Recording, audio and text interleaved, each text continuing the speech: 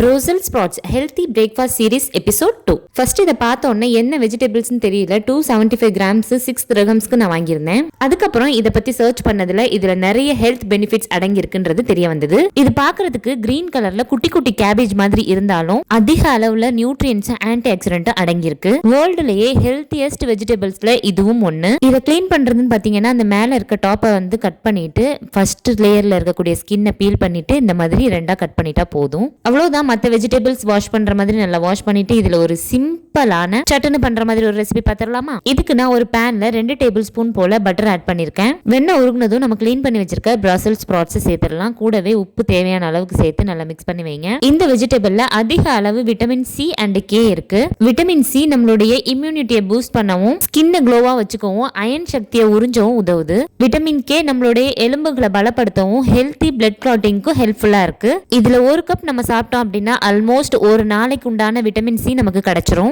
அது மட்டும் இல்லாம அதிக அளவுல நார்ச்சத்தும் நம்ம ஹார்ட் ஹெல்த்துக்கும் ரொம்ப நல்லது. இது நல்ல 10 நிமிஷம் நல்லா சாஃப்ட் ஆகுற வரைக்கும் குக் பண்ணிட்டு ஒரு டேபிள் ஸ்பூன் போல தந்தூரி மசாலா நான் ஆட் பண்ணிருக்கேன். மசாலா போட்டு ஒரு 10 நிமிஷத்துக்கு நல்லா ஸ்டர் ஃப்ரை பண்ணி நல்லா கோல்டன் ப்ரௌன் ஆகுற வரைக்கும் பண்ணி எடுத்துக்கோங்க. பிளட் சுகர் லெவலை கண்ட்ரோல் பண்ணவும் அதிக அளவுல ஆன்டி ஆக்சிடென்ட் இருக்கிறதோட நம்மளுடைய வெயிட் லாஸ்க்கு பெஸ்டான ஒரு ரெசிபி இது.